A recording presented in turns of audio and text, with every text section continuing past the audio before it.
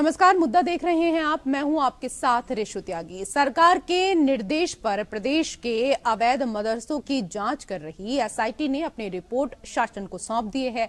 इसमें करीब 13,000 अवैध मदरसों को बंद कराने की सिफारिश की गई है। रिपोर्ट के आधार पर अब मदरसा बोर्ड कार्रवाई करने की तैयारी में है। जांच में जिन मदरसों को अवैध पाया गया है उनमें से अधिकतर नेपाल सीमा पर स्थित हैं। इनका निर्माण खाड़ी देशों से मिली रकम से बीते 2 दशकों में हुआ है।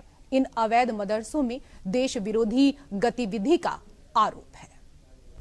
तो एसआईटी ने अपनी रिपोर्ट शासन को सौंप दी है और 13,000 अवैध मदरसों को बंद कराने की इस दौरान सिफारिश की गई है। और इसी को लेकर मुद्दा में करेंगे हम चर्चा। कई विशेष अतिथि पैनल में हमारे साथ इस चर्चा में मौजूद रहेंगे। उनका परिचय आपके साथ कराए हैं। सबसे पहले उनका परिचय आपके साथ करा देते हैं। हमारे साथ AK जैन पूर्व DGP जुड़ चुके हैं। बहुत स्वागत आपका सर। हमारे साथ सपा की प्रवक्ता पूजा मिश्रा जुड़ चुकी हैं। आपका भी बहुत बहुत स्वागत। हमारे साथ बीजेपी के नेता अनिल गोयल जी जुड़ चुके हैं। आपका भी स्वागत है अनिल गोयल जी। आप ले लेती हूँ अनिल गोयल जी, ये जो रिपोर्ट यहाँ पर आई है एसआईटी की, उसके लिए पूजा मिश्रा जी कह रही हैं कि ये तो जनता को भटकाने के लिए किया जा रहा है और ये कोई मुद्दे नहीं है। और इससे पहले सपा लगातार इस बात का विरोध भी कर रही है और वो कह रही है कि बीजेपी के पास मुद्दा नहीं है, हिंदू मुस्लिम करना चाहती है और कोई कार्य बीजेपी के पास बचा नहीं है। ऋषु जी, सही बात तो ये है कि हर बात को ये हिंदू मुस्लिम पक्ष से देखते हैं, हर बात को सांप्रदायिक दृष्टिकोण से देखते हैं। सवाल क्या है कि अगर मदरसे अवैध हैं, वो बंद होनी चाहिए या नहीं होनी चाहिए, चर्चा इस बात पर होनी चाहिए। जी बिल्कुल। जहाँ पर विदेशी फंडिंग हो रही है उस विदेशी फंडिंग को रुकना चाहिए नहीं रुकना चाहिए, इस बात पर चर्चा होनी चाहिए।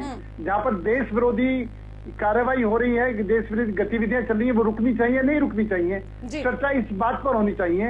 ये चर्चा फौरन हिंदू मुस्लिम पर ले जाते हैं, फौरन सांप्रदायिकता पर ले जाते हैं। तो आज देश की सुरक्षा जरूरी है या ये हिंदू मुस्लिम की बात करना जरूरी है? हिंदुस्तान में जो भी लोग रहते हैं सब भारतवासी हैं। आप इसको हिंदू मुस्लिम में ना बांटो। लेकिन अवैध जो ये तुम्हारे ये मदरसे हैं, अवैध मदरसे, देश विरोधी गतिविधियां, फंडिंग विदेशों से हो रही है, उस विदेशी फंडों की जांच ना होना, क्या देश की सुरक्षा जरूरी है या हिंदू मुस्लिम झगड़े जरूरी है? वोटों की राजनीति जरूरी है। सुरक्षा सबसे पहले है। और हमारे ठीक है अनिल गोयल जी, जवाब दे दीजिए इस पर। और इसके साथ ही ये भी बताइए सर कि जिन क्षेत्रों में चल रहे मदरसों को बंद करने की सिफारिश की गई है, वहीं पर आपकी पसमानदा मुस्लिम वोटरों को लेकर सोशल इंजीनियरिंग भी चल रही है। ये सब पिछड़े इलाके हैं। आपका क्या स्टैंड रहेगा? राजनीति देखेंगे या कानून? पूजा जी, सही बात यह है कि जो भी व्यक्ति, जो भी समाज पिछड़ा हुआ है, उसको देश की मुख्य धारा में तो जोड़ना चाहिए। इसके अंदर कहीं से कहीं तक कोई अतिशयोक्ति नहीं। लेकिन यहाँ पर बच्चों के भविष्य का सवाल है। जो बच्चों को शिक्षा ग्रहण करनी चाहिए, जिन बच्चों को शिक्षित होकर के, ठीक है मैं बोलने दीजिए, मेरे पास समय का अभाव है, उनको उनकी बात पूरी करने दीजिए जी।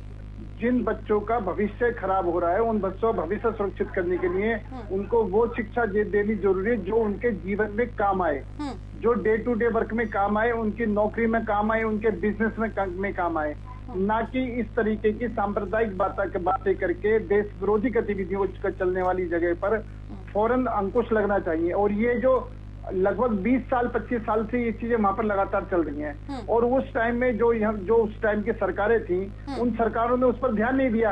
आज ये सरकार ध्यान दे करके उस पर कार्रवाई कर रही है, तो इनको सांप्रदायिकता दिखाई कुल मिलाकर आपका कहना है कि योगी सरकार ने ध्यान दिया है, योगी सरकार ने फोकस किया है और ये सब तब से चल रहा है जब वहां पर सपा की सरकार थी। बहुत बहुत शुक्रिया आप सभी मेहमानों का हमारे साथ इस चर्चा में जुड़ने के लिए। मुद्दा में मेरे साथ फिलहाल इतना ही। नमस्कार। धन्यवाद।